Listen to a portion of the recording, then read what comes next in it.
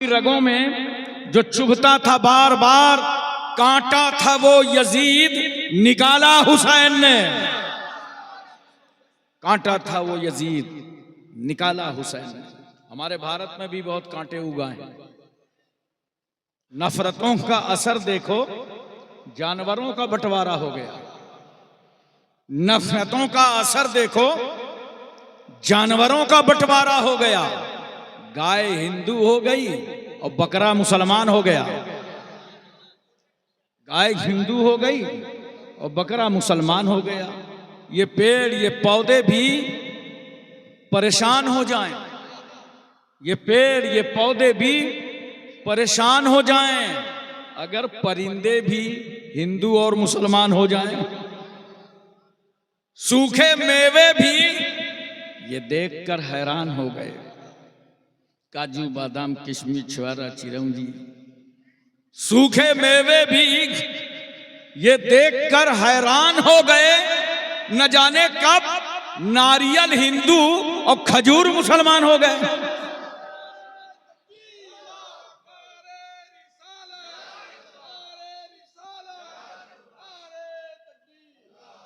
हर हरी चीज को मुसलमान बना दिया और हर लाल चीज को हिंदू बना दिया। वाह भाई, दिमाग है कि गोबर। हर हरी चीज मुसलमान। मैंने कहा अगर ऐसे ही बंटवारा करोगे तो तरबूजा का हाल क्या होगा? उसका इंसाफ कौन करेगा? वो बाहर से मुसलमान है और अंदर से हिंदू। यही तकसीम करोगे ना तो सारी सब्जियां मुसलमान, तो तुम्हारे हाथ लगेगा क्या? गाजर और टमाटर। ये तुम्हारा नजरिया है। अब हमारा सुनो। हुस्न अखलाक की अनमोल निशानी दे दो, हुस्न अखलाक की अनमोल निशानी दे दो। गम के ठहरे हुए मौजों को रवानी दे दो। तुम हुसैनी हो तो एहसान के मशकीजे से, तुम हुसैनी हो तो एहसान के मशकीजे से कोई दुश्मन भी अगर मांगे तो पानी दे दो। कोई दुश्मन भी अगर मांगे तो पानी दे दो। हजरात, मुझे आज तकरीबन 1 महीना गुजरा है बगदाद शरीफ से वापस आई। पीराने पीर, दस्तगीर, रोशन जमीर, पुरतनवीर, बातासीर, जिनके कदमों में हम गरीबों की तकदीर, हुजूर शेख मुहियुद्दीन अब्दुल कादिर जीलानी रदी अल्लाह ताला अन्हु। जितने लोग इंडिया से जाते हैं वो सब यही बताते हैं बगदाद शरीफ जा रहे हैं, गौसु सकलैन की जियारत करने जा रहे हैं, गौसे आजम की बारगाह जा रहे हैं। मगर बगदाद पहुंच जाओ तो गौसे आजम वहां करामत दिखा देते हैं। गए थे गौसे आजम की बारगाह और गौसे आजम ने अपने जद्दे करीम मौला अली शेर खुदा की बारगाह नजफ अशरफ पहुंचा दिया। और नजफ अशरफ जब जाइए और रोज़ाए मौला अली के पास खड़े हो जाइए, क्या नूर बरसता है। क्योंकि हम तो इंडिया में रहते हैं ना, अली के लफ्ज की कीमत हमें मालूम है। इस लफ्ज की कदर हम जानते हैं कि अगर मुसीबत में या अली कह दो तो आसानी हो जाए। गिरतों को या अली का लफ्ज उठा दे, डूबतों को या अली का लफ्ज तैरा दे, गम की हिचकियां लेने वालों को या अली का लफ्ज जिंदगी अता कर दे। और जब हमारे सामने मुश्किलें आती हैं तो हम उनसे कहते हैं मुश्किल हो साइड हो जाओ, वरना तुमको मुश्किल कुशा के हवाले कर देंगे। और जिस अली ने दर्रे खैबर को नहीं छोड़ा वो तुम्हें क्या छोड़ेंगे। अली तक पहुंच गए, वहां से 7 किलोमीटर कूफा है, इमाम मुस्लिम की बारगाह। अल्हम्दुलिल्लाह वो जामे मस्जिद कूफे की जो दारुल खलाफा थी की जमीन पर वाक़े मौला अली ने जहां खुतबा दिया, सहाबा ने नमाज पढ़ाई, अहले बैत ने नमाज पढ़ाया। अल्लाह का लाख लाख शुक्र है कि मगरिब की नमाज पढ़ाने का शर्फ मुझे भी हासिल हुआ। यहां इमाम मुस्लिम का मज़ार अक़दस है, वहां से 74 किलोमीटर दूर आइए तो सैयदुल शुहदा शहीद करबला इमाम अली मकाम का रोजा है। और जब इमाम अली मकाम की बारगाह आइए तो सामने ही दरवाजा है, ये गेट इमाम हुसैन का है, सामने वाला गेट खेमे के पहरेदार अब्बास अलंबरदार का। मज़ार अक़दस पर मैं खड़ा था इमाम अली मकाम के और सोच रहा था वो 72 नफूस कुदसिया जो आपके साथ इस्लाम बचा गए, हर एक की मज़ार पर मुझे हाजिरी देना है। मैं ढूंढ रहा था हजरत कासिम का मज़ार कहाँ है, हजरत अली अकबर का मज़ार कहाँ है। लोगों ने बताया ये इमाम अली मकाम का पैताना है, ये सामने गंजे शहीदा है, इसी में हजरत अब्दुल्ला कल्बी भी है। तमाम शुहदा की मज़ारात इसमें। हजरात आंखों में आंसू झलक उठते हैं कि वारे इमाम, इस उम्मत पर आपने कितना बड़ा एहसान किया कि अपना सर कटा दिया लेकिन हाथ नहीं दिया। इमाम अली मकाम ने हाथ नहीं दिया, गला दे दिया। और यही वजह है कि हजरत अमीर माविया रज़ी अल्लाह तआला अन्हु के इंतकाल के बाद यजीद ने आमिल मदीना वलीद को लिखा था कि जितनी जल्दी हो सके इमाम हुसैन से मेरी बैत ले लो। जब इमाम अली मकाम को तलब किया गया गवर्नमेंट हाउस में तो उस वक्त आप मस्जिद नबवी शरीफ में इबादत फरमा रहे थे। कासिम ने कहा चलिए, आपको गवर्नर ने बुलाया। आपने सर उठाया, अल्लाह का शुक्र अदा किया और कहा अल्लाह मदीने की खैर करे। चंद हाशमी जवानों के साथ गवर्नमेंट हाउस पहुंच गए। वलीद ने कहा अमीर माविया का इंतकाल हो गया है, यजीद खलीफा बन गया है, अब आप अपना हाथ यजीद के हाथ पर दे दीजिए। तवज्जो चाहता हूं मैं नेमतपुर वालों। फातिमा के बेटे अली के लाल से गवर्नर कह रहा है अपना हाथ यजीद के हाथ पर दे दीजिए। इमाम अली मकाम फरमाते हैं ये कैसे हो सकता है कि एक शराबी के हाथ पर मैं अपना वो हाथ दे दूं जिसका बोसा रसूलुल्लाह ने लिया है, जिसे मुस्तफा ने चूमा है। कहा हालात खराब हो जाएंगे, मामलात बिगड़ जाएंगे। इमाम अली मकाम फरमाते हैं अगर जरूरत पड़ी इस हाथ को बचाने के लिए तो फातिमा का बेटा अपना वो गला कटा देगा जिस गले से सैयदा फातिमा ने अपनी छाती का दूध उतारा था। मगर मैं यहाँ नहीं दे सकता इसलिए कि गला कटेगा तो ये हुसैन का है, या अली अकबर के वालिद का है, अली असगर के वालिद का है, जैनब के भाई का है, औनो मोहम्मद के मामू का है, कासिम के चचा का है। लेकिन ये जो हाथ देख रहे हो ये हाथ सिर्फ हुसैन का नहीं है, इस हाथ में नबूवत का हाथ है, रिसालत का हाथ है, सदाकत का हाथ है, खिलाफत का हाथ है, शुजाअत का हाथ है, फातिमा की तहारत का हाथ है। गला कटेगा तो हुसैन की जात जाएगी और अगर मैंने हाथ दे दिया तो शरीयत की औकात चली जाएगी। इमाम अली मकाम ने हाथ नहीं दिया। एक जुमला नोट कीजिएगा,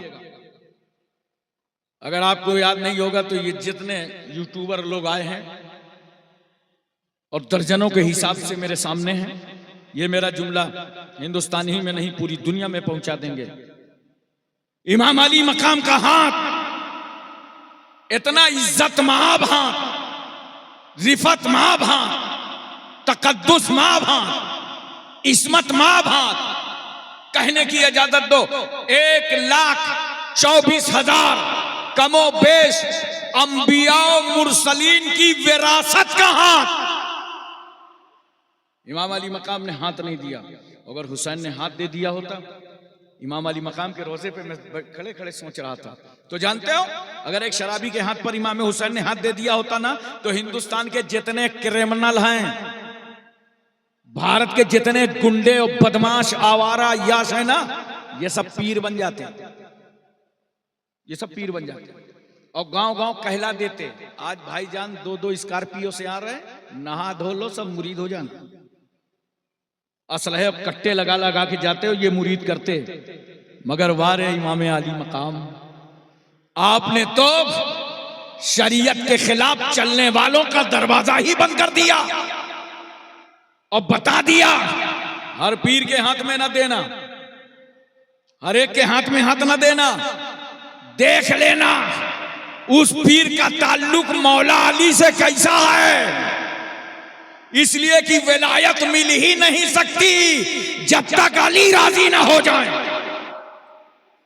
मोहतरम सामीन किराम, वहीं मैंने करबला में देखा एक चीज नजर कर दूं आपको। एक नहर है जो दरिया फुरात से लेके आए हैं लोग, और करबला में लाके स्टॉप कर दिया। मैं वहां पे खड़ा था, मैंने पूछा भाई ये क्या है, तो तमाम राबजी खड़े थे, कहने लगे ये दरिया फुरात है। मैंने कहा यार दरिया फुरात की इंतहा करबला तक थोड़ी है, ये तो पानी यहाँ रुक गया। कहा हाँ वो दरिया फुरात का पानी लाके यहाँ रोका गया है ताकि लोग इससे फैज हासिल करें, बरकत हासिल करें और ले जाएं इसको अपने घर तबर्रुक समझ के। मेरे साथ 45 लोग थे। मैंने कहा खबरदार इस दरिया का पानी अपने मुंह से न लगाना, इसलिए कि इस दरिया को अपने लब से हुसैन ने नहीं लगाया, इमाम अली मकाम ने नहीं लगाया, तो हम कैसे लगाएंगे। याद रखना करबला में लबे हुसैन पानी को नहीं तरसे थे, पानी लबे हुसैन को तरसा था। पानी के मुकद्दर में न था कि हुसैन के लबों का बोसा लेता, वरना इमाम अली मकाम अगर एक ठोकर मार देते तो कौसर और सलसबील की नहरें जारी हो जाती। इमाम अली मकाम ने उस पानी को गले से नहीं लगाया, होठों से नहीं लगाया। अच्छा मुझे एक बात बताओ और मोहब्बत के साथ समझाओ, इमाम अली मकाम अगर चाहते तबीयत हो जाती, कुछ न करते, सिर्फ हजरत अली असगर को लाके करबला की रेत पे लेटा देते। मुझे यकीन था कभी झूले में रखा गया असगर को, कभी गोद में रखा गया असगर को, कभी खेमे में रखा गया असगर को। अगर करबला के रहगुजारों में हुसैन ने लेटा दिया होता और कहीं हुसैन का ये बेटा एड़ियां रगड़ देता तो दूसरी बार आबे जमजम उबल जाता। मगर हुसैन को करबला में कह रहे थे यजीदियों न खाना चाहिए, न पानी चाहिए, न दाना चाहिए, मुझे तो नाना का जमाना चाहिए। आवाज आई थी एक खेमे से और उस वक्त हजरत ज़ैनब ने कहा था भाई अब्बास आप खेमे के अंदर आइए, भैया असगर प्यासा है, कुछ पानी का इंतजाम हो जाए। हजरत अब्बास खेमे में आए तो 7 साल की सकीना आगे आ गई। कहा चचा क्या 2 कतरे पानी के मिल सकते हैं। चचा अगर आज पानी का इंतजाम कर देंगे मैं आपको बहुत दुआएं दूंगी। भैया प्यासा है, पानी मिल सकता है।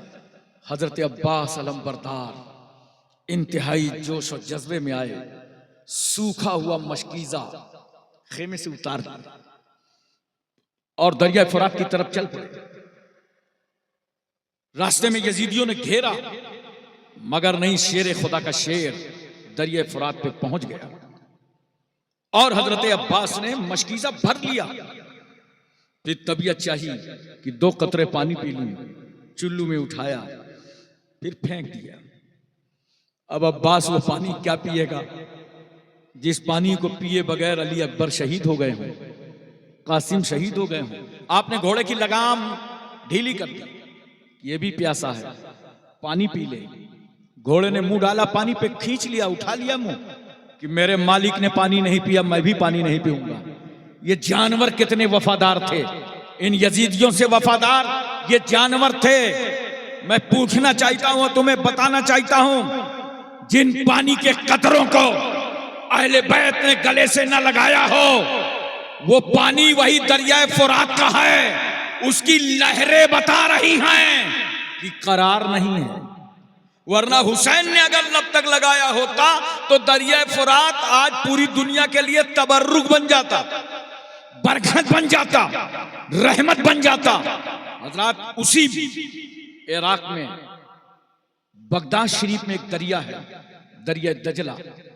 आपने बार बार इन उलमा से सुना होगा। मैं एक बात अर्ज करता हूँ, 50 साल की बात है, ज्यादा नहीं, हम लोग बहुत छोटे छोटे थे। तब ऐलान हुआ कि वहां 2 सहाबियों की कब्रें हैं और इन दोनों सहाबियों की कब्रों पर अल्हम्दुलिल्लाह मदाइन जाकर मैं हाजिरी दे के आया हूं। एक हजरत अब्दुल्ला इब्न जाबिर हैं और एक हजरत हुज़ैफा यमनी।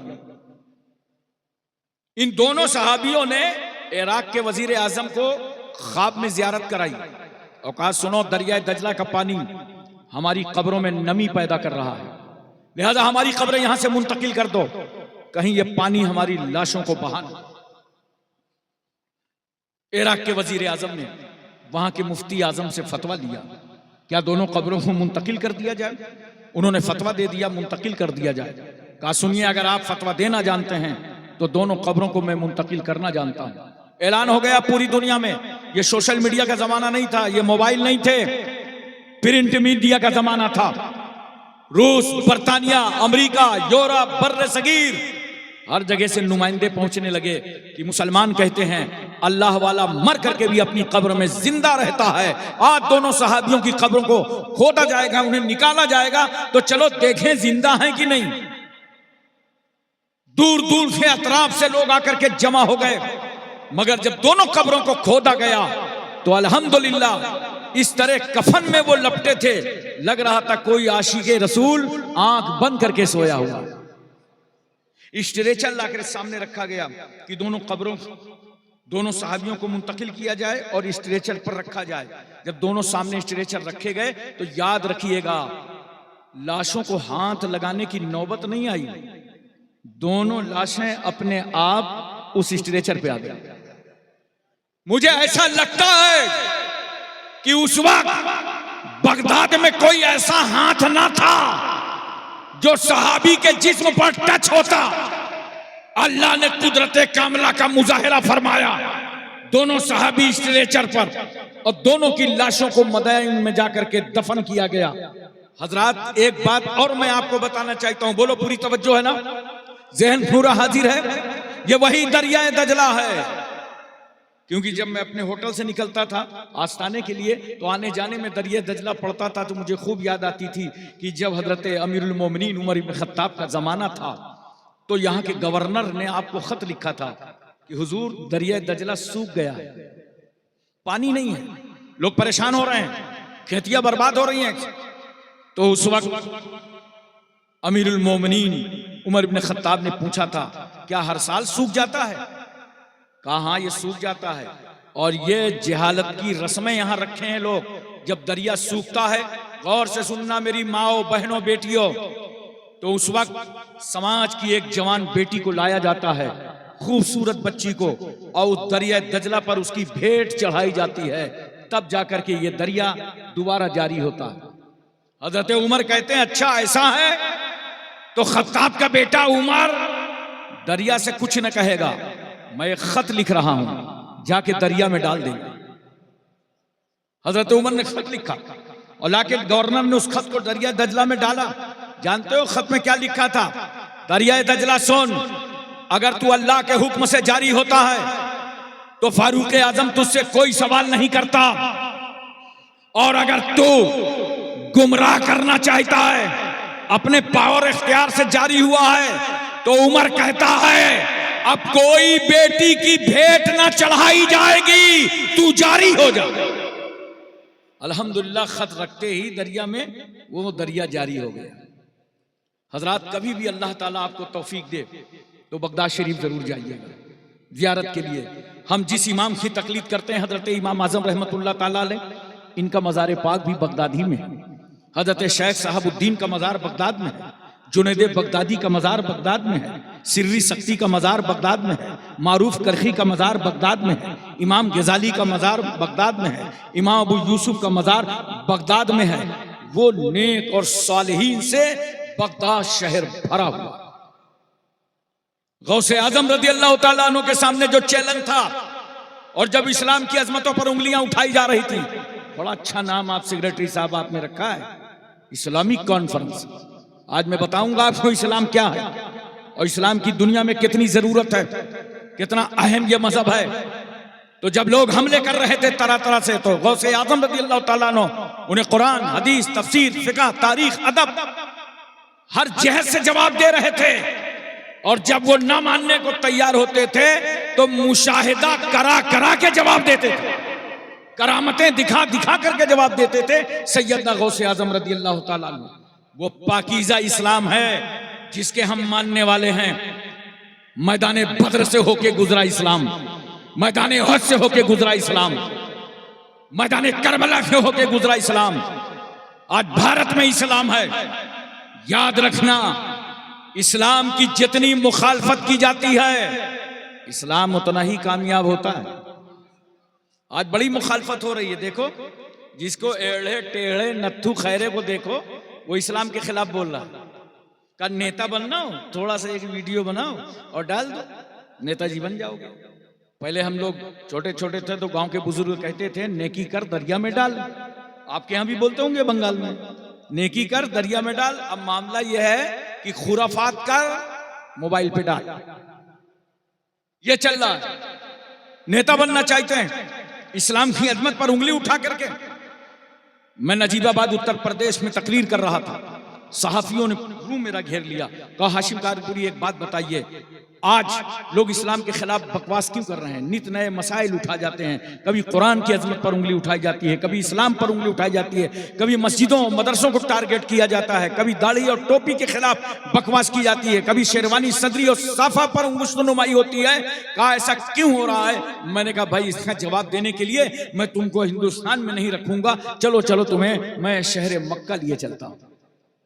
नोट करो मुसलमानों, इस्लाम की सबसे ज्यादा मुखालफत शहर मक्का में हुई है। सबसे ज्यादा बकवास इस्लाम के खिलाफ मक्के शहर में हुई है। मेरा पैगंबर समाज के सामने खड़ा हुआ, 40 साल की उम्र मुकम्मल, अल्लाह के रसूल मक्के वालों से कहते हैं क्या ख्याल है मेरे बारे में, क्या राय है, क्या इरादा है? मक्के वालों ने कहा या रसूल अल्लाह आप अमीन हैं और सादिक हैं, आप अमानतदार हैं और सच्चे हैं, कभी आपको झूठ बोलते नहीं पाया। नबी करीम सल्लल्लाहु अलैहि वसल्लम फरमाते अगर मैं बता दूं कि पहाड़ की पुष्ट से कोई आ रहा है तो क्या मान जाओगे? क्या सरकार आप झूठ बोलते ही नहीं? तो पैगंबर ऐलान करते हैं या अय्युहन्नास कुलू ला इलाहा इल्लल्लाह तुफ्लिहू, ऐ लोगों अल्लाह को एक मानो तुम सब कामयाब हो जाओगे। ये ऐलान मेरे नबी का करना था कि जान के नाले पड़ गए, घर से निकलना मुश्किल हो गया, मुतमव्वल सरदार कत्ल का बेड़ा उठाने लगे, नबी के खिलाफ तहरीकें चलने लगी, आंदोलन छेड़ दिया गया, पैगंबर के मानने वालों को सताया जाने लगा, रसूल सल्लल्लाहु अलैहि वसल्लम के जिस्म मुबारक पे उजड़ी डाल दी गई, चादर का फंदा बना के गले में घसीटा गया, रसूल सल्लल्लाहु अलैहि वसल्लम का समाजी बाइकाट कर दिया गया। ये बातें इसलिए बता रहा हूं मुसलमानों, कितने सब्र के बाद इस्लाम 2 कदम आगे बढ़ता है।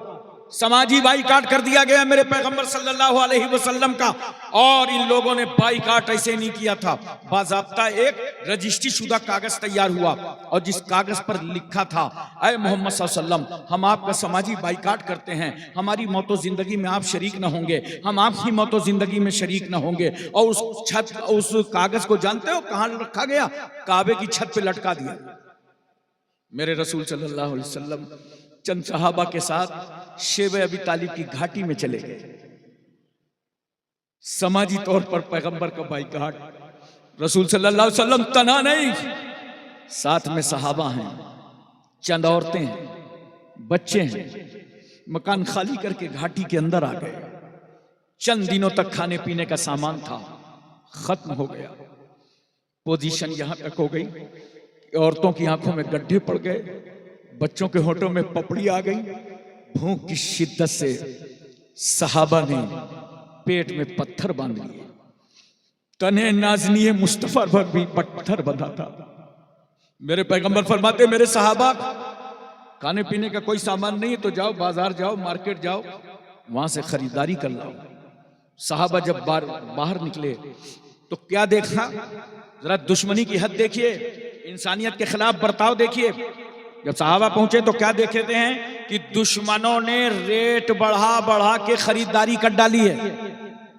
जितना खाने का सामान था बाजार में उसे रेट बढ़ा बढ़ा के खरीद लिया ताकि मुसलमानों तक खाने का सामान पहुंचने न पाए। सहाबा वापस आए, कहा या रसूल अल्लाह वहां तो सारा सामान बिक चुका है, अब कुछ भी नहीं है। मेरे पैगंबर फरमाते हैं मेरे सहाबा अब तुम्हारी क्या राय है, क्या इरादा है, क्या चाहते हो? एक जुबान होकर के सारे सहाबा ने कहा था या रसूल अल्लाह ना हम भूख देखेंगे ना प्यास देखेंगे, मेरे पैगंबर हम सब छोड़ देंगे। या रसूल अल्लाह हम सब छोड़ सकते हैं मगर दामने रसूलुल्लाह नहीं छोड़ सकते। पैगंबर हम आपका दामन नहीं छोड़ सकते। तो मेरे रसूल सल्लल्लाहु अलैहि वसल्लम उस घाटी के अंदर से गैब दानी का मुजाहिरा करते हैं। और जानते हो पैगंबर क्या फरमाते हैं? कहते हैं मक्के वालों जो कागज तुमने काबे की छत पर लगाया था उसके सारे हुरूफ दीमक चाट गई है, सिर्फ अल्लाह का नाम बाकी है। एक बार तो बोल दो सुभान अल्लाह। अल्लाह के नाम पे एक बार तस्बीह पढ़ लो, अल्लाहु अकबर अल्लाहु अकबर, ला इलाहा इल्लल्लाह वल्लाहु अकबर अल्लाहु अकबर वलिल्लाहिल हम्द। कहा रसूल ने सिर्फ अल्लाह का नाम बाकी है। मक्के के शोरमाओं ने कहा कि मोहम्मद सल्लल्लाहु अलैहि वसल्लम ऐसी ही गैब की खबरें देते रहते हैं। उधर से अबू जहल आ रहा था, उसने कहा क्या प्रॉब्लम है? कहा कुछ नहीं, सरकार उस घाटी के अंदर है, वो कह रहे हैं कि सारे हुरूफ दीमक चाट गई है, सिर्फ अल्लाह का नाम बाकी है। अबू जहल ने कहा यार उतार के देखने में क्या जाता है, उतारो। अबू जहल की नीयत साफ नहीं थी, वो सोच रहा था ऐसा कैसे हो सकता है कि कागज के अंदर की बात मुस्तफा जाने रहमत घाटी से पढ़ लें, आज तो मजाक उड़ाने का मौका मिल जाएगा। अबू जहल इस फिक्र में पड़ा था, मगर उस कागज को उतार करके जब लोगों ने देखा तो क्या देखा कि सारे हुरूफ दीमक चाट गई है, सिर्फ खुदा का नाम बाकी है, सिर्फ अल्लाह का नाम बाकी है। पैगंबर सल्लल्लाहु अलैहि वसल्लम घाटी से बाहर आए, तरह तरह के मजालिम के पहाड़ मेरे पैगंबर पर तोड़े गए, गालियां दी गई, मजनू कहा गया, पागल कहा गया, पत्थर मारे गए, रास्ता तंग किया गया। रसूल सल्लल्लाहु अलैहि वसल्लम को हिजरत करना पड़ा, पैगंबर ने घर छोड़ दिया। लेकिन जानते हो सहाबा कहते थे या रसूल अल्लाह इजाजत दे दे तो हम तलवारें उठा लें, मगर मक्के की जिंदगी में मेरे पैगंबर फरमाते थे नहीं मेरे सहाबा तलवार ना उठाना, मेरी साबिराना तबलीग देखो। और मुस्तफा जाने रहमत यही कहते थे ला इलाहा इल्लल्लाह, ला इलाहा इल्लल्लाह, ला इलाहा इल्लल्लाह, अल्लाह के सिवा कोई माबूद नहीं है, अल्लाह के सिवा कोई माबूद नहीं है, अल्लाह के सिवा कोई माबूद नहीं है। नबी सल्लल्लाहु अलैहि वसल्लम ने जुल्म सहकर मक्के में सब्र किया, तो मेरे नबी के सब्र का नतीजा ये निकला कि आज मक्के का बच्चा बच्चा पढ़ रहा है ला इलाहा इल्लल्लाह मुहम्मदुर रसूलुल्लाह। हम यही तो कहना चाहते हैं हिंदुस्तान में रहने वाले मुसलमानों, तुम अमन के साथ रहो, तुम शांति के साथ रहो, तुम मोहब्बतों के साथ रहो, तुम मदरसे बनाओ, मस्जिदें बनाओ, दीन पर अमल करो, बच्चों को आलिम बनाओ, दीनदार बनाओ। तुम नफरतों के लिए दुनिया में नहीं आए। ये लोग जो मुखालफत कर रहे हैं और इस्लाम का मजाक उड़ा रहे हैं, मैं गारंटी से कहता हूं कि 50 साल न गुजरेंगे इंशाअल्लाह सबसे ज्यादा इस्लाम अमेरिका में नजर आएगा, बर्तानिया में नजर आएगा, इस्राइल में नजर आएगा, भारत में नजर आएगा। जहां जितनी मुखालफत होगी इस्लाम वहां उतना ही कामयाब नजर आएगा। इस्लाम वो पौधा है, जितना ही काटोगे उतना ही हरा होगा।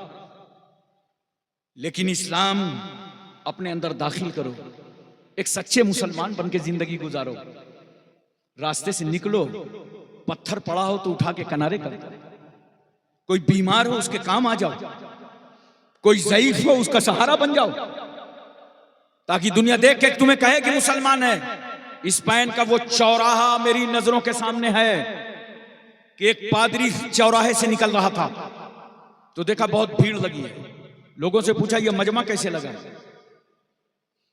कहा यहां से एक 80 साल का बूढ़ा जा रहा था और रास्ते में एक पत्थर पड़ा था, पत्थर से टकराया और उसका इंतकाल हो गया, वो तो मर गया, उसकी रूह निकल गई। पादरी ने कहा ये मेला उसकी मौत को देखने आया है? कहा हादसाती मौत थी इसलिए लोग जमा हो गए हैं। कहा चलो मुझे भी दिखा दो।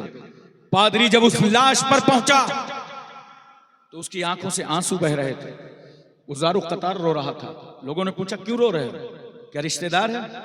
कहा नहीं रिश्तेदार नहीं है, मुझे अफसोस है। मरने वाले तू पत्थर से टकरा के मर गया। ऐसा लगता है कि इस रास्ते से कोई मुसलमान नहीं गुजरा। तो लोगों ने कहा क्यों, मुसलमान गुजरा होता तो कहा मलकुल मौत का रास्ता रोक लेता। कहा मलकुल मौत का रास्ता ना रोकता, मगर एक सच्चा मुसलमान इस रास्ते से निकला होता तो बीच रास्ते में जो पत्थर पड़ा था उसे उठा के वो किनारे कर देता। ये शान है इस्लाम के मानने वालों की। इस्लामी कॉन्फ्रेंस में आए हो, सच्चे मुसलमान बन के बस जिंदगी गुजारो। इस्लाम तलवार से नहीं फैला, इस्लाम अखलाक से फैला, मोहब्बत से फैला, प्यार से फैला। और आप पढ़ते नहीं, अपने उलमा की सोहबतें नहीं इख्तियार करते। कोई अगर बाजार में पूछ ले इस्लाम के बारे में कि इस्लाम कैसे फैला है तो आप कहोगे मौलाना साहब से मिलेंगे, पूछेंगे तो बताएंगे। नहीं नौजवानों, ये इतनी बड़ी बड़ी जो कॉन्फ्रेंसें कराई जाती हैं, ये हमारे सेक्रेटरी साहब, सदर साहब, मेंबरान महीनों से परेशान हैं।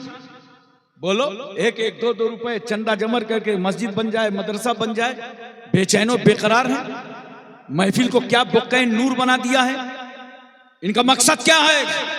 मकसद यह है कि इस्लाम तरक्की करे। बोलो मोहब्बत से, मुसलमान तरक्की करे, इस्लाम आगे बढ़े।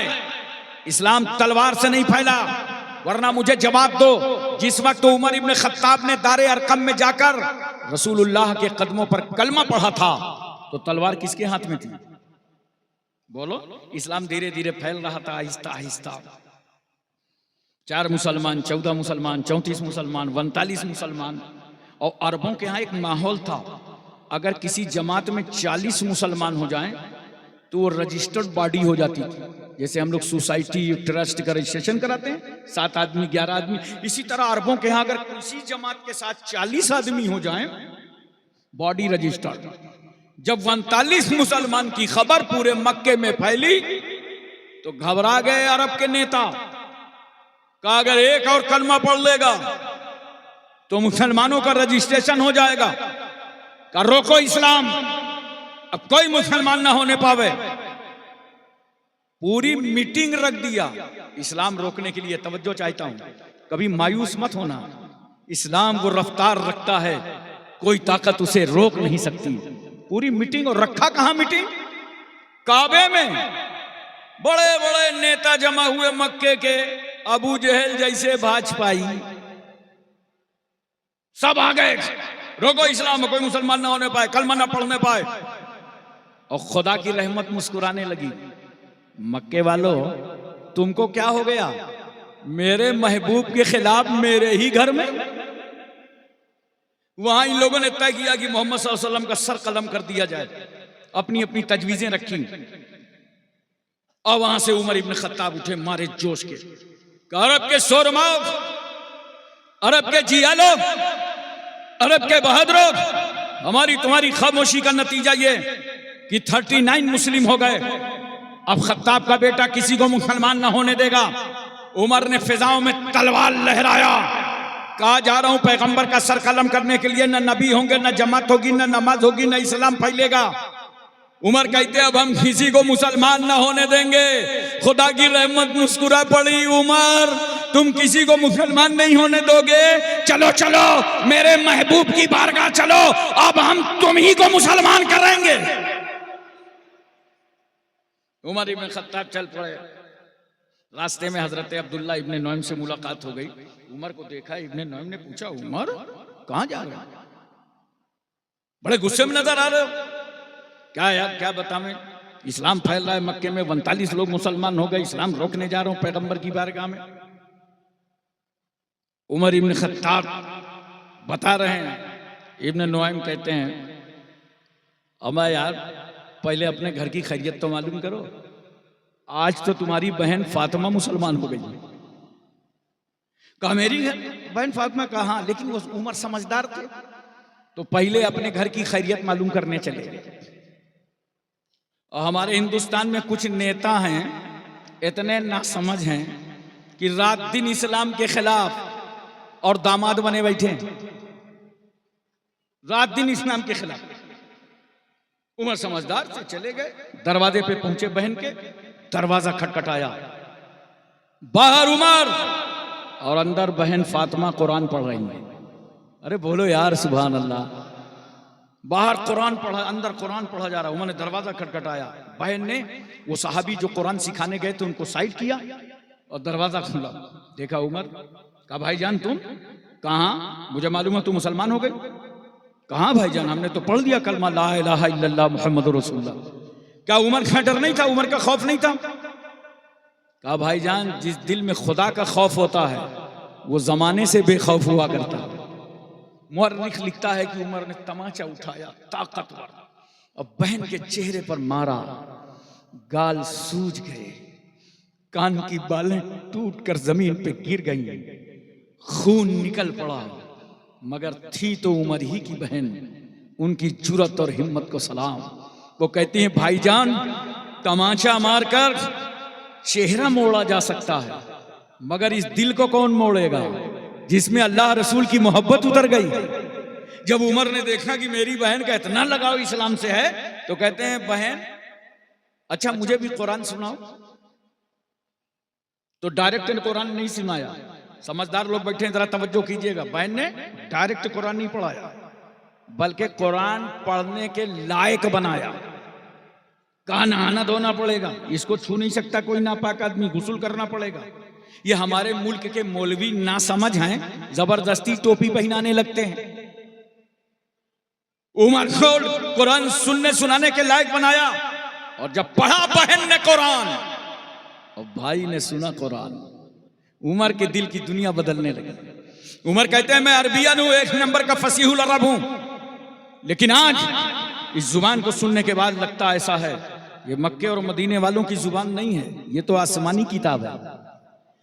बहन जब कुरान की अजमत का ये आलम है, तो जिस पर ये कुरान नाजिल हुआ है उस रसूल की रिफतों का आलम क्या होगा। मुझे नबी के पास ले चलो, मुझे रसूल के पास ले चलो। बहन लेकर के गई, उमर पहुंचे, हजरत सरकार सल्लल्लाहु अलैहि वसल्लम की बारगाह। बड़े बड़े सहाबा ईमान ला चुके हैं, अजिल्ले सहाबा की नजर पड़ी। कहा या रसूल अल्लाह उमर आ रहे हैं, दिन के दुश्मन आ रहे हैं, दिन के बागी आ रहे हैं। आज मेरे पैगंबर का तेवर बदल गया। और रसूल फरमाते हैं सुनो, अगर उमर आ रहे हैं तो आने दो। अगर उमर की नियत और इरादा साफ सुथरा है तो रसूल के कदम हाजिर हैं, और अगर उमर की नियत में कोई गड़बड़ी होगी तो आज उमर ही की तलवार होगी, उमर ही का सर होगा। पहले यहां पे एक बात बता दो मुझे, नेमतपुर भगवानपुर वालों, पूरी तवज्जो है ना। मैं अपनी बहनों से कह रहा हूं इस वक्त, अपनी बेटियों से कह रहा हूं इस वक्त, अपनी माओं से कह रहा हूं इस वक्त। उमर की बहन ने कुरान पढ़ा तो भाई की तकदीर बदल गई।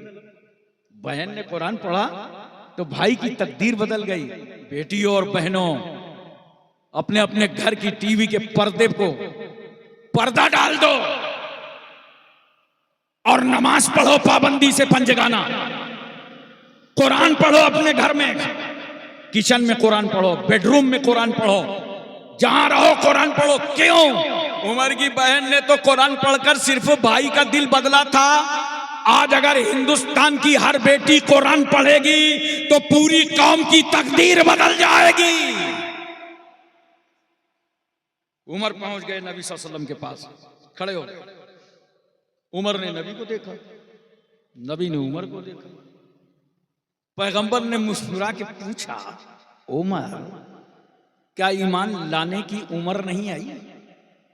ये सुनना था कि कदमे रसूल में गिरे का सरकार पढ़ा था।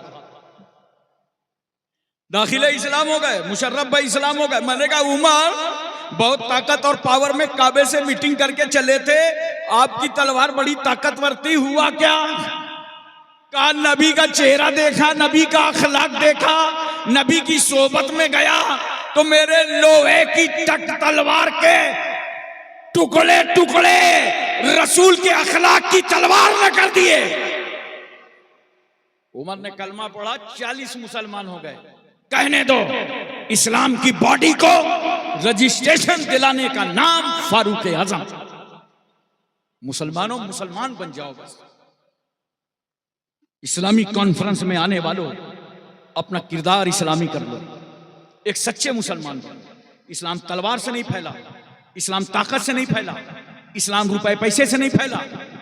इस्लाम तो मेरे आका के किरदार से फैला है, मेरे आका के अखलाक से फैला है। और जितने ये औलिया किराम हैं, खुश नसीब हो बंगाल के लोगों, बड़े खुश नसीब हो, खास तौर से मालदा में रहने वालों, मालदा का जिला पाने वालों।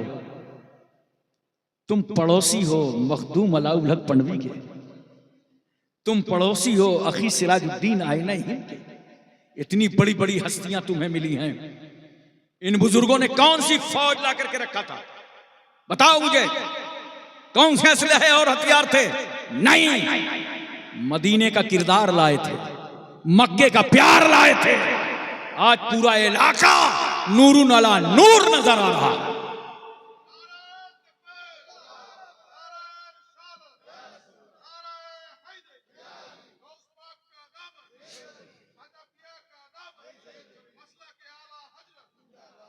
एक चीज मैं और बता दूं आपको, देखो इस्लाम कितने प्यार से फैला है, कितने अखलाक से फैला है।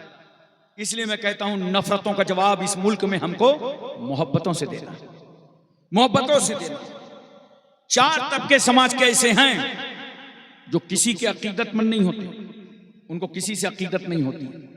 जैसे एक दोस्त, साथी, क्लास फेलो, कभी साथी अपने साथी का अकीदतमंद नहीं होता, उसको कोई मोहब्बत नहीं होती। साथ में पढ़ा लिखा है, उठा बैठा है, मोहब्बत क्या होगी। अगर आपका दोस्त कामयाब हो जाए, IAS PCS हो जाए, और जब आपसे मुलाकात होगी ना तो आप बाहों से बाहें डाल देंगे, कैसे हो, क्या हाल चाल है। उसको खराब लगेगा, अबे मेरी पोस्ट नहीं समझ रिया, मैं जिला अधिकारी हूं। मगर नहीं, दोस्त की नजर में तो दोस्त दोस्त होता है, साथी की नजर में तो साथी साथी होता है। इसी तरह बीवी शौहर की अकीदतमंद नहीं होती, इल्ला माशाअल्लाह। इतना खामोश हो, लगता है सबकी बीवियां बहुत अकीदतमंद हैं। बीवी कभी शौहर की अकीदतमंद नहीं होती। देखो ये हमारे इमाम साहब हैं, सेक्रेटरी साहब हैं, मौलवी साहब हैं, उलमा हैं। जब आप किसी के घर मिलाद में, जलसे में, कॉन्फ्रेंसों में जाते हो ना, तो घर वाले कितना एहतमाम करते हैं, चादर बदल दी गई, सफाई कर दी गई, आइए आइए तशरीफ लाइए, आइए इमाम साहब आइए, मुबारक कदम रखिए, मुकद्दस कदम रखिए, बोलो। लेकिन अभी नहीं, जब मैं कानपुर चला जाऊं तब इनसे पूछना, जब ये अपने घर जाते हैं कभी बीवी बोली आइए आइए तशरीफ लाइए, आइए मुबारक कदम रख दीजिए, मुकद्दस कदम रख दीजिए, जल्दी आ जाइए। कभी बीवी बोली, बीवी की नजर में तो शौहर शौहर होता है। इसी तरह बच्चे बड़ों के अकीदतमंद नहीं होते। देखो जो बच्चे पीछे होंगे सलाम होगा सबसे आगे, इंक्वायरी करो आए कहां से, रास्ते से कि तुम्हारी टांगों के अंदर से, क्योंकि बच्चे बड़ों के अकीदतमंद नहीं होते। इसी तरह इंडिया में नौकर अरबों में गुलाम, नौकर कभी अपने मालिक का अकीदतमंद नहीं होता। इस चक्कर में रहिएगा नहीं, हाथ बांधे खड़ा, यस सर, जी सर, हाँ सर, और अंदर ही अंदर कुड़ रहा है कि 6 बज गया है, छोड़ेगा कब, क्योंकि नौकर को मालिक से अकीदत नहीं होती। आओ इस्लाम, पाकीज़ा इस्लाम, आओ पैगंबर इस्लाम को देखो, आओ रहमत आलम को देखो। समाज के ये 4 तबके किसी के अकीदतमंद नहीं होते। दोस्त अपने साथी का अकीदतमंद नहीं, बीवी शौहर की अकीदतमंद नहीं, बच्चे बड़ों के अकीदतमंद नहीं, नौकर अपने मालिक का अकीदतमंद नहीं। मगर कुर्बान जाओ उस रहमतुल लिल आलमीन पर, कुर्बान जाओ मुस्तफा जाने रहमत पर, कि मेरे रसूल ने सबसे पहले अपने करीबी दोस्त अबू बकर से कलमा पढ़वाया। मेरे नबी ने औरतों में सबसे पहले अपनी बीवी खदीजतुल कुबरा से कलमा पढ़वाया। बच्चों में सबसे पहले मौला अली शेरे खुदा से कलमा पढ़वाया। आला हजरत फाजिले बरेलवी लिखते हैं 8 साल से लेकर 10 साल तक की हजरत अली की उम्र है। पैगंबर फरमाते हैं अली रात में खदीजा को देखा था, हाँ या रसूल अल्लाह, नमाज पढ़ते देखा था, हाँ या रसूल अल्लाह। ये कौन सा सिस्टम है, हाथ का उठाना, हाथ का बांधना, हाथ का खोलना, पेशानी जमीन पर रख देना।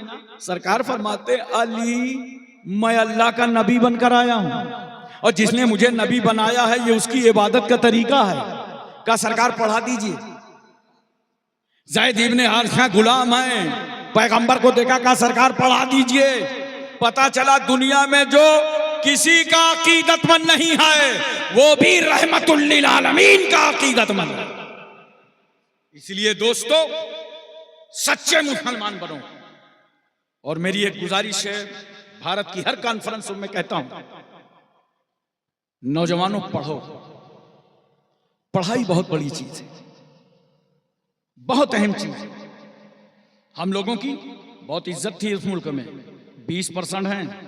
जब चाहते थे किसी की कुर्सी खड़ी कर देते थे, जब चाहते थे समेट देते थे। लेकिन खेल हो गया, बंगाल में कहो तो खेला हो गया। यहां 20 और 80 का काम चलने लगा। इसलिए वो इज्जत, वो हैसियत तुम्हारी बाकी नहीं है। अब मुसलमानों, अगर तुम्हें अपनी अजमत रफ्ता को वापस लाना है और इस मुल्क में शान और शौकत इज्जत से रहना है, तो अपने बच्चों को IAS बनाओ, PCS बनाओ, डॉक्टर बनाओ, इंजीनियर बनाओ। तुम्हारे दरवाजे पर फिर मेला लगा हुआ मिलेगा।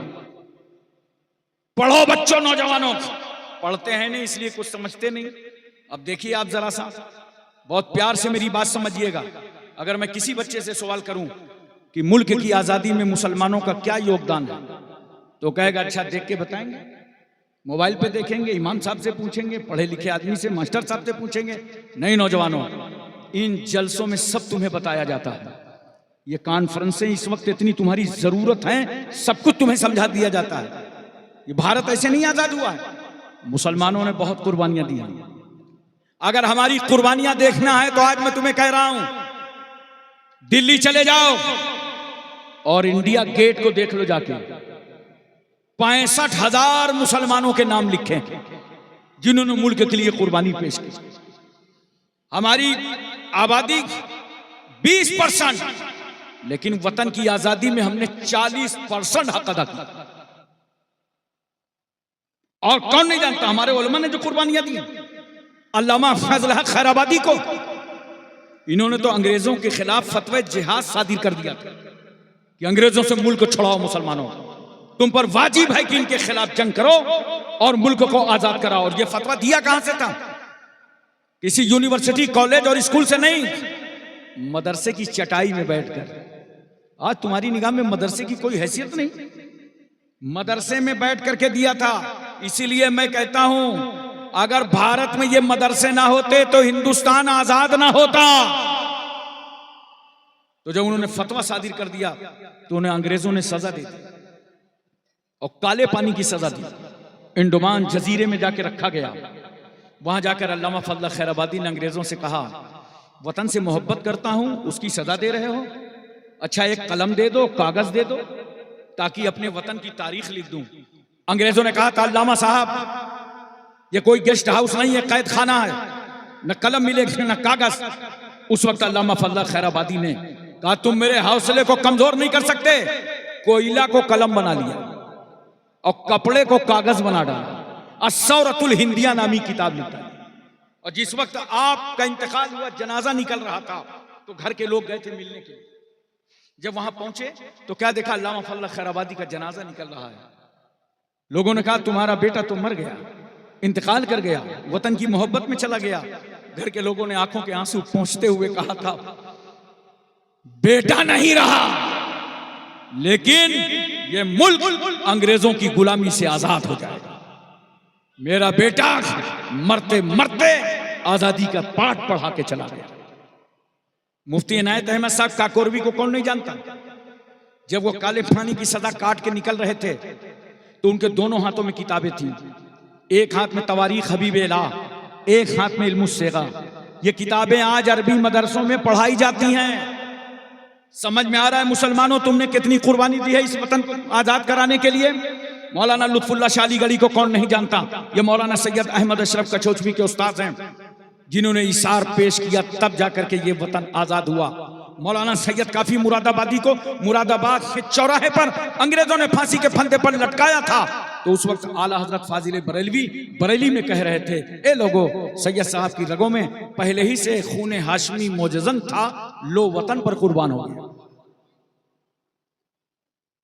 मौलाना फैजुर रसूल बदायूनी, मुफ्ती सदुद्दीन आजुर्दा, मौलाना लियाकत अली साहब इलाहाबादी, हमारे इन बुजुर्गों ने, अकाबिरीन ने कुर्बानियां दी हैं, तब भारत आजाद हुआ है।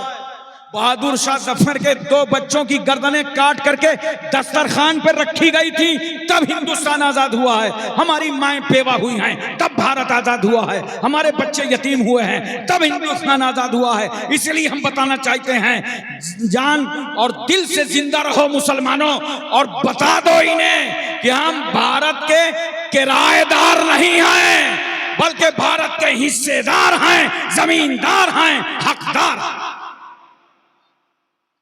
और पढ़ाई की तरफ बढ़ जाओ, अपनी मालूमात रखो, इल्म हासिल करो, इल्म में पीछे न रहो। हिंदुस्तान में तो जानते हो मुसलमान का दूसरा नाम क्या है? जाहिल। कितने अफसोस के साथ ये कहना पड़ता है।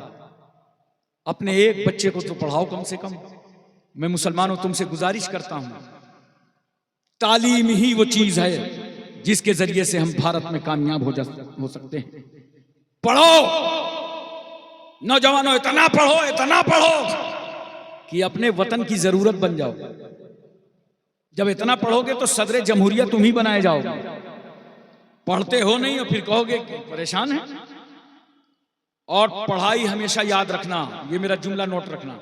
हम लोग छोटे छोटे थे तो गांव में लोग कहते थे पढ़ने लिखने से होगा क्या, नौकरी तो मिलेगी नहीं। नोट करो मेरा जुमला, नौकरी के लिए कभी ना पढ़ना, बल्कि अल इल्म नूरुन, इल्म रोशनी है, जहालत अंधेरा है। पढ़ा नौकरी के लिए नहीं जाता, पढ़ा इसलिए जाता है कि जहालत के अंधेरों से बाहर निकल के आओ तो नौकरी भी मिलेगी, बिजनेस भी करोगे, तिजारत भी करोगे और मोहल्ले में रोशनी फैलाओगे और अपने वतन में रोशनी फैलाओगे। और अगर तुमने नौकरी की नीयत से पढ़ा और नौकरी न मिली, कितने लोग नौकरी करेंगे? 140 करोड़ का मुल्क है और नौकरी जानते हो तकरीबन 6 करोड़ लोग करते हैं। पूरा भारत नौकरी तो कर नहीं सकता। अब नौकरी के नियत से पढ़ा है, नौकरी नहीं मिली तो फिर क्या करोगे? तुम होगे, कमरा होगा, पंखा होगा, रस्सी होगी, काम तमाम। यही लोग कर रहे हैं, खुदकशी कर रहे हैं, क्योंकि जिस काम के लिए पढ़ा था वो काम ही में मकसद नहीं पूरा हो रहा। तो मुसलमान कभी नौकरी की नियत से नहीं पढ़ता, वो पढ़ता इस नियत से है कि इन अंधेरों को हटा के हमें उजालों में आना। रोटी कपड़ा मकान का शौक कम कर दो और पढ़ाई का शौक रखो, इसमें तुम्हारे लिए बड़ी आफियत है। ये इतनी बड़ी बड़ी कॉन्फ्रेंसें इसीलिए की जाती हैं कि नौजवानों को मैसेज जाए, नौजवानों के हौसले बढ़े, उनका दिलो दिमाग ताजा हो। इसलिए मैं तुमसे गुजारिश करता हूं, पढ़ो मोहब्बत से। मुसलमान करते क्या हैं? हाई स्कूल इंटर तक पढ़ते हैं। ज्यादातर हमारे बच्चे इंटर तक पढ़ेंगे और वो भी फेल हो जाएंगे, घर में आके रोएंगे। माँ पूछ रही क्या हुआ? अम्मा फेल हो गए। क्यों बेटा, मेहनत तो करते थे। तो अब जवाब क्या दे रहा है? अरे मुसलमान है ना, देखा कैसे भेदभाव की बात कर रहा है, नफरतों की बात कर रहा है। अबे तेरा नाम लिख के नहीं गया था इम्तिहान में, रूल नंबर गया था। माँ बाप को बेवकूफ मत बना, कंपटीशन का जमाना है, जो जितनी मेहनत करेगा उतना ही वो कामयाब नजर आएगा। नौजवानों, कामयाबी के लिए सोच लो, तुम इस मुल्क की तकदीर हो। वो शेर मुझे याद आ रहा है, मैंने इस साल दारुस्सलाम हैदराबाद में ओवैसी साहब के स्टेज पर पढ़ा था। अफराद के हाथों में है अक़वाम की तकदीर, अफराद के हाथों है अक़वाम की तकदीर। हर फर्द है मिल्लत के मुकद्दर का सितारा, हर फर्द है मिल्लत के मुकद्दर का सितारा। दोस्तों, मोहब्बतें पैदा करो, खुद इस्लाम पर गामजन रहो और खुद सच्चा पक्का इस्लाम समाज को दिखाओ।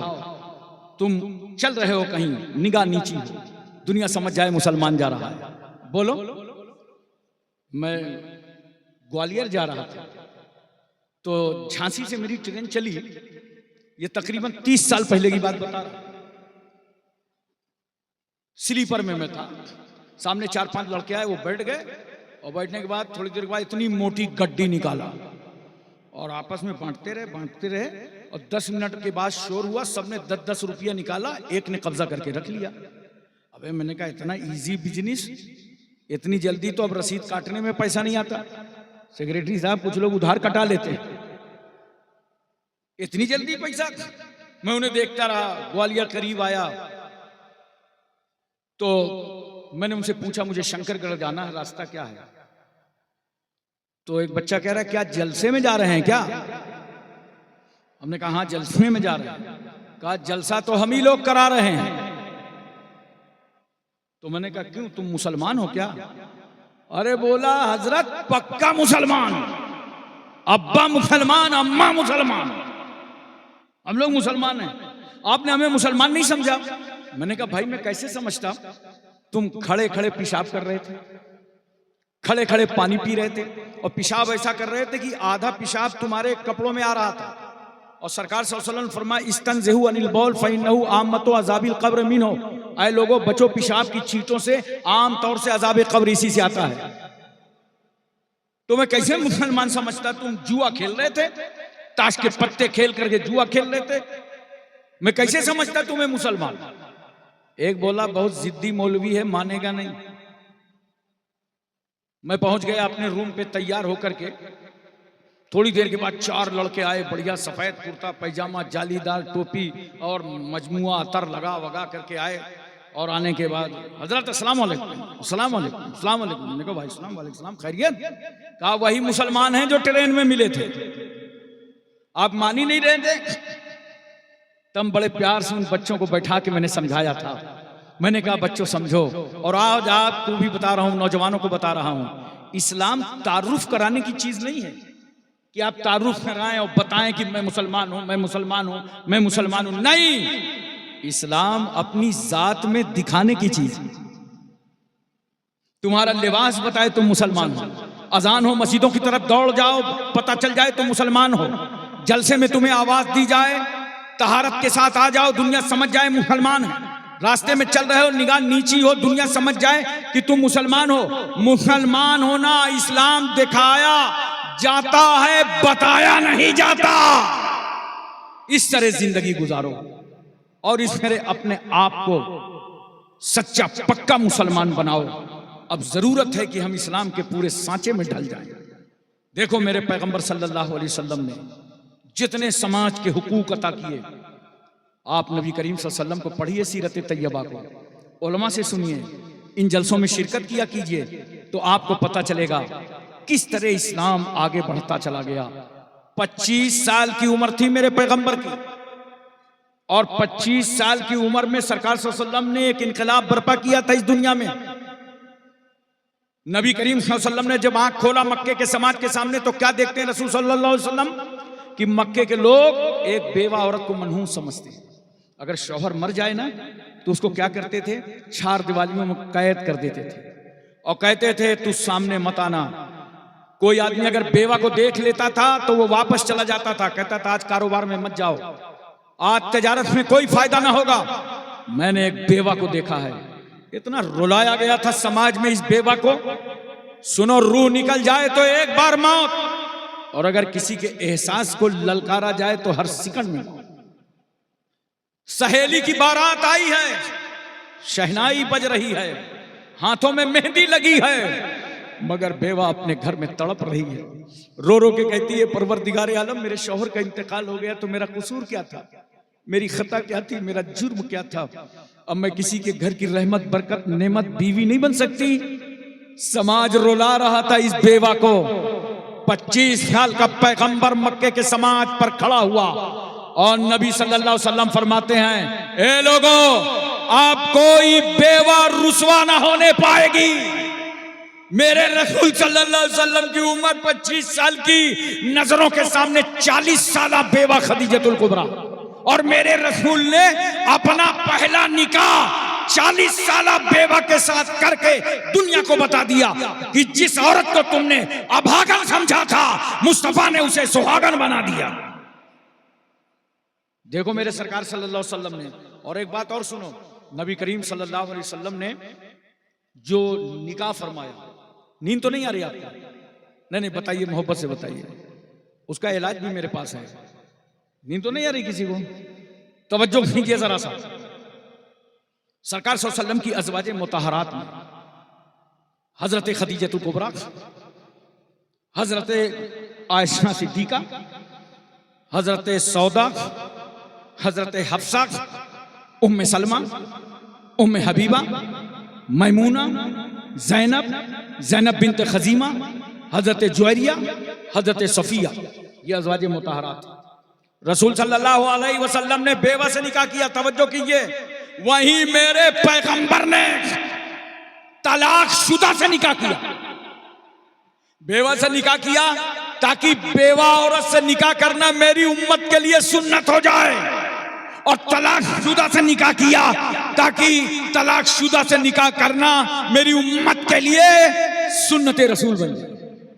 अब मुझे बताओ, जिस बेवा को मुस्तफा ने नवाजा हो, जिस तलाक शुदा औरत से रसूल ने निकाह करके इज्जत दी हो, अरे वो बेवा और वो तलाक शुदा औरत आई लव मोहम्मद न कहेगी तो कौन कहेगा? बोलो मोहब्बत के साथ। सरकार सल्लल्लाहु अलैहि वसल्लम ने कुंवारी आयशा सिद्दीका से निकाह फरमाया। ताकि मेरी उम्मत के लिए कुंवारी औरत से भी निकाह करना सुन्नत रसूल बन जाएगा। अच्छा, एक बात और सुन लो यहां पर, फिर मैं वही कहूंगा कि इन जलसों से सीख के जाया करो।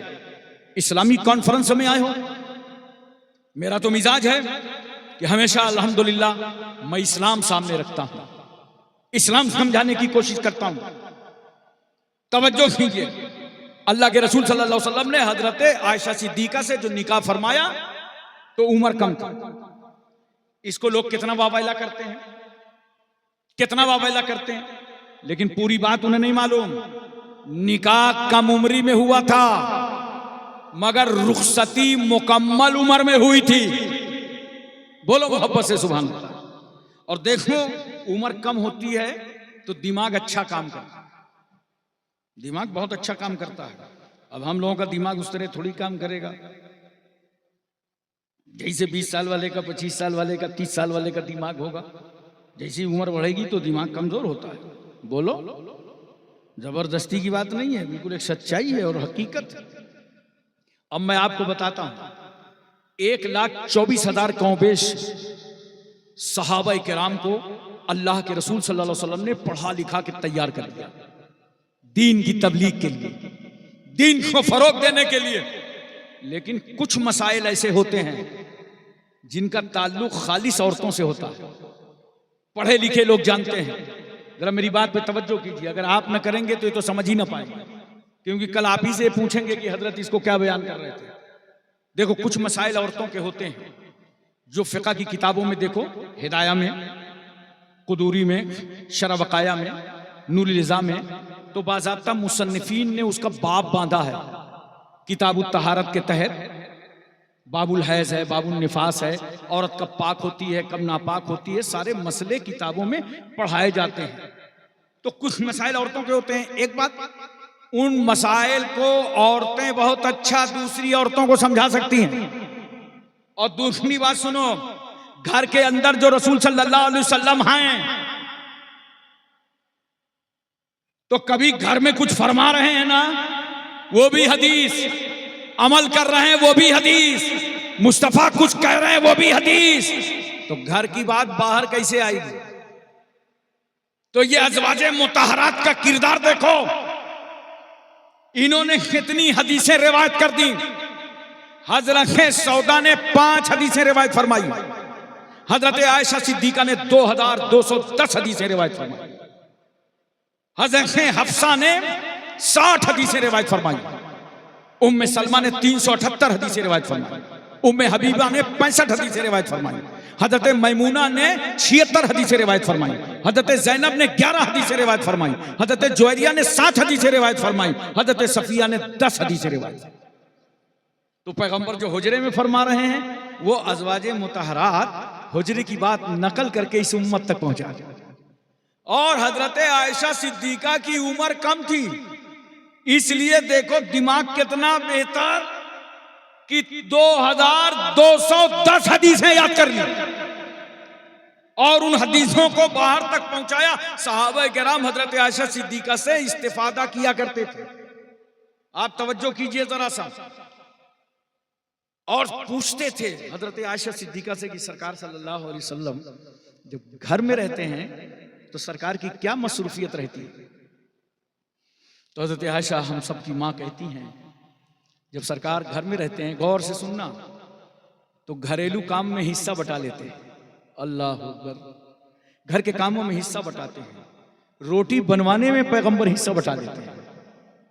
अच्छा, हिस्सा तो तुम लोग भी बटाते हो घर के काम में, बोलो ना यार, कुछ हूं हाँ करो। हिस्सा लेते हो डर के, बीवी से खौफजदा हो, जब वो हड़काती है ना कि जाओ उधर के बर्तन इधर लाओ, जल्दी दस्तरखान लगाओ, जल्दी से प्याज काट लो, खीरा काट लो, करते हो तुम भी दबाव में आके। मैं तुम्हें एक अच्छा रास्ता बता दूं, घर के काम किया करो, मगर बीवी के दबाव में नहीं, रसूल की सुन्नत समझकर। तो देखो, सुन्नते रसूल भी अदा हो जाएगी और बीवी का हक भी अदा हो जाएगा, वो भी खुश हो जाएगी, अल्लाह भी खुश, रसूलुल्लाह भी खुश। इसलिए दोस्तों और बुजुर्गों, मेरे कहने का मतलब और बताने का मतलब यह है कि बेटियों तुम भी पढ़ो, पर्दे के साथ, जितना पर्दा मुमकिन हो हत्तल इम्कान पर्दा करके पढ़ो और दीन को फरोग दो, दीन को आगे बढ़ाओ। एक आखिरी बात नजर करने जा रहा हूं, तमामी हजरात की तवज्जो चाहूंगा। मेरे रसूल सल्लल्लाहु अलैहि वसल्लम की उम्र मुबारक 35 साल की थी, तो 35 साल में मुस्तफ़ा एक इनकलाब लाए बहुत बड़ा। जानते हो, अभी ऐलान नबूवत नहीं फरमाया था, क्योंकि सरकार की उम्र ही 35 साल की थी। ऐलान नबूवत 40 साल में फरमाया है। तो सरकार ने क्या देखा कि काबे शरीफ की असर नौ तामीर हुई, कई बार काबा तामीर हुआ, और जब पैगंबर के ऐलान नबूवत से 5 साल पहले तामीर हुआ तो हजर असवद रखने का सवाल उठा कि हजर असवद कौन रखेगा। तो हर कबीले का सरदार वहां चाह रहा था कि मेरे हाथों से हजर असवद रखा जाए, क्योंकि भाई ये तो होता ही है हर जगह, हर कबीले में कोई ना कोई सरदार होता है। अपने अपने मोछों की बात कर रहे थे, और हमारा हिंदुस्तान भी मोछों में पीछे नहीं है। मैंने पटना रेलवे स्टेशन पे एक साहब को देखा, वो घुमा घुमा के इतनी बड़ी बड़ी मोछ रखे थे कि दो दो लालटेन टांग लो, समझ में नहीं आ रहा था कि मोछ है कि भैंस की पूंछ है। एक जगह नेपाल में देखा, वैसे खड़ी खड़ी मोछे रखे था, लग रहा था किसी मकान का छज्जा है। और ये हमारा नौजवान अगर आ जाए फैशन पर तो इतनी कटाई, इतनी सफाई, इतनी घोटाई कि ये नौजवान तो भाव तक काट डालता। दूर से देखो तो पता ही नहीं चलता कि मिस्टर है कि सिस्टर, भैया है कि भौजी। पूरा मक्के का समाज अपने अपने मोछों की बात कर रहा था, मेरे हाथों से हजर असवद रखा जाएगा, मेरे हाथों से हजर असवद रखा जाएगा। एक समझदार इंसान ने ऐलान किया, कहा ठहरो, ऐलान कर दो शहर मक्का में कल सुबह जो सबसे पहले काबे में आएगा उसी के हाथों से हजर असवद रखा जाएगा। सुबह हुई तो सब तो खर्राटे की नींद उड़ा रहे थे। सबसे पहले पहुंच गए आका मौला जनाबे मोहम्मदुर रसूलुल्लाह, सरकार पहुंच गए। तो अब सरकार ही का तो हक था कि अपने मुकद्दस हाथों से नसब फरमा देते, मगर इसके बावजूद देखो मेरे पैगंबर का इंसाफ, कैसे अदल इंसाफ की जड़ें रसूलुल्लाह ने इस दुनिया में मजबूत की। पैगंबर ने क्या तालीम दी उम्मत के लिए। सरकार चाहते खुद नसब कर देते, किसी को हक के एतराज ना होता, मगर मेरे नबी फरमाते हैं लाओ एक चादर लाओ, चादर पे हजर असवद को रख दो और ऐलान कर दो पूरे मक्के में, जिस कबीले का सरदार चाहता हो कि मेरे हाथों से हजर असवद रखा जाए, वो उठे और चादर का कोना थाम। अब जिसने चाहा चादर का कोना पकड़ा, सरकार सल्लल्लाहु अलैहि वसल्लम ने अपने हाथ से नसब फरमा दिया। मैं आपसे पूछना चाहता हूं, पैगंबर ने इतने लोगों को चादर क्यों पकड़ाया था? ये इजाजत सरकार ने क्यों दी थी? सिर्फ मक्के के लोगों की दिलजोई नहीं किया था, बल्कि मेरे पैगंबर ने 25 साल की उम्र में मक्के की धरती पर जमहूरियत की बुनियाद रख दी थी, डेमोक्रेसी की बुनियाद पैगंबर ने रख दी थी। और आज भी सारे झगड़े खत्म हो जाएंगे।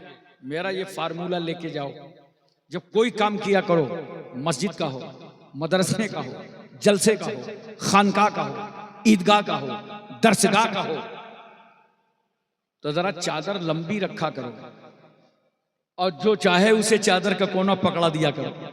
अब पूरी चादर तुम अपने ही हाथ में ले लोगे तो जाहिर सी बात है कोना किसी को नहीं मिलेगा, तो इख्तिलाफ हो जाएगा।